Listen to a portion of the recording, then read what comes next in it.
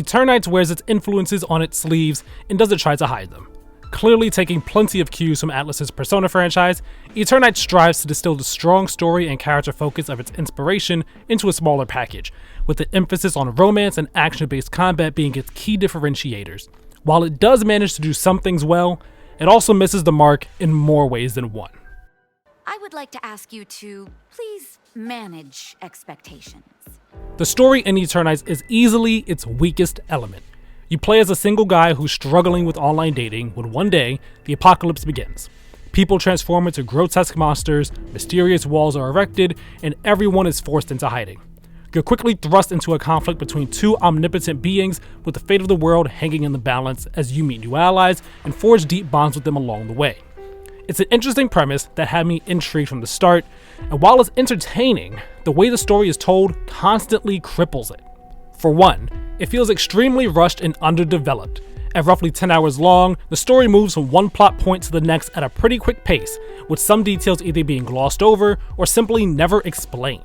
This made it hard to follow and care about what was going on at times, since there was a lack of key information that would add to the stakes and make me more invested in what was happening. When the apocalypse begins, we see a brief cutscene of a wall appearing and one person transforming before it fades to black, and we're told that our character escapes to a shelter. Shortly after, our best friend Chani comments on how people were attacking each other in the streets, something that we never see or are made aware of. If you were to ask me about the beings Lux and Umbra, or the core and totem that we're tasked with getting, I wouldn't be able to say much, since any descriptions are briefly touched on early in the story and then not really discussed again. All I know is that Lux is good, and Umbra needs the core and totem for their plan.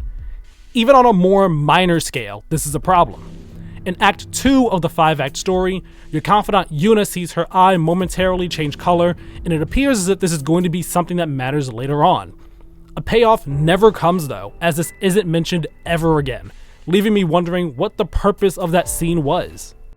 But there's more to bartending than serving cocktails. I'm also your therapist.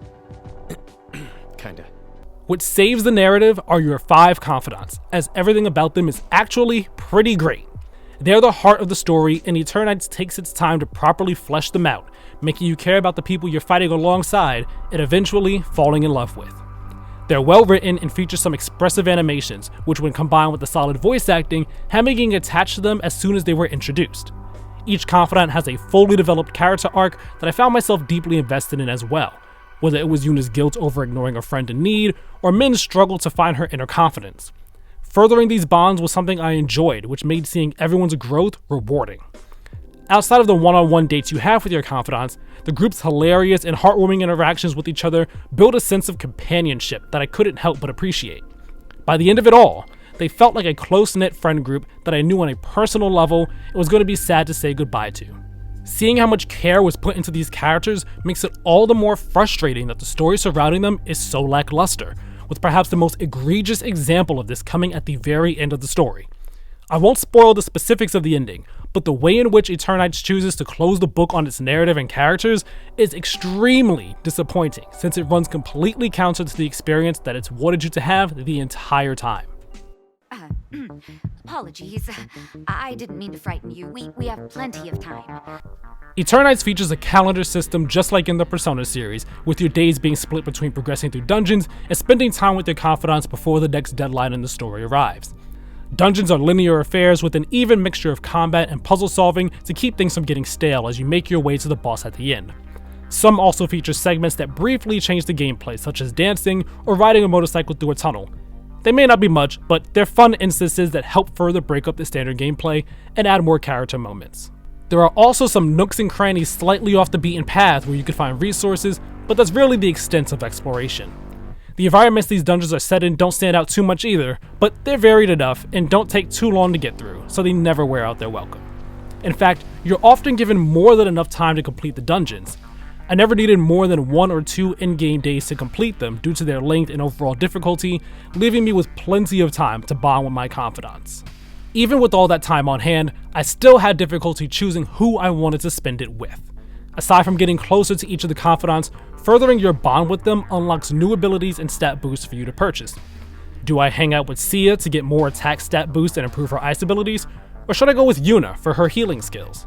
Adding to the decision making is the fact that you need a resource called white essences to purchase confidant abilities, and these are only obtained by training or scavenging with your allies. The one area where the confidant system falters is with regard to your character's social stats. These 4 categories increase through dialogue choices you make, but it's never really clear what social stat is going to be increased by the dialogue. This can result in some stats being much lower than others, which in turn can prevent you from spending time with confidants. Chani is able to help you train any of the stats though, giving you a major boost to them, which does alleviate this problem a bit.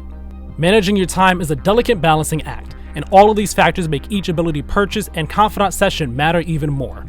You'll need multiple playthroughs in order to fully level up each confidant and see all of Eternights' endings, something that's made easier thanks to your social stats, abilities, and essences being carried over to New Game Plus.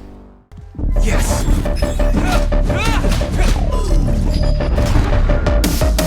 Combat is good for the most part, with this action-oriented system providing some depth, but it's not without fault. You have your standard light and heavy attacks, but you also have other combat skills such as sending out a wave of energy or summoning 3 swords that spin around you. Using these moves comes at the expense of your skill gauge, which refills with each combo you complete or perfect dodge you perform.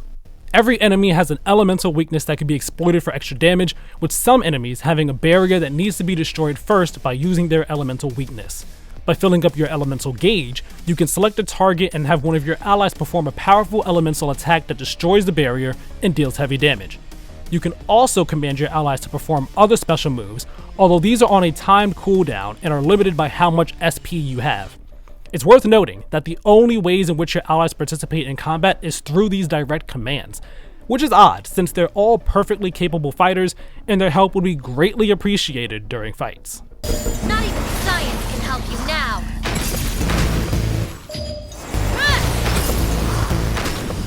SP doesn't replenish while in a dungeon, so the only way to refill it is to leave. This presents a problem for a large portion of the story, since I would find myself in situations where I was low on health, but couldn't heal due to not having any SP left to use Yuna's healing ability, so I could either try to push forward to the dungeon as best as possible, or leave and come back the next day.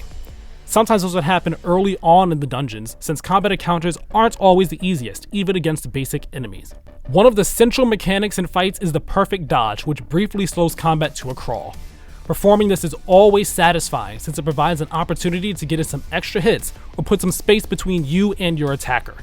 Getting the timing right for this is hit or miss though, as sometimes I would do it at what appeared to be the correct moment, but either still get hit or just not trigger the perfect dodge. This is especially frustrating when going up against enemies with a barrier, since your regular attacks don't contribute much to filling up your elemental gauge, but performing a perfect dodge will add to it a lot. Parrying instead of dodging is also an option, but I'm not the best at doing that in games, and with how difficult it is to nail a perfect dodge, I didn't even bother trying to perform one. Overall, combat is competent and has enough depth to keep it from getting boring, but it could be better. You were so cool. I mean, calm and collected. That's why I wanted you to be my coach. I want to learn from you. Eternights is a mixed bag of a game. The story is entertaining, but is told in such a baffling way that it prevents any deeper enjoyment. Combat is fine and has some layers to it, but it's not remarkable. The glue that holds it all together is the main cast, with the relationships you form being what drives you to continue on and see what happens to them next. It's disappointing because I can see that Eternights has potential to be something better, but it just isn't quite able to live up to it.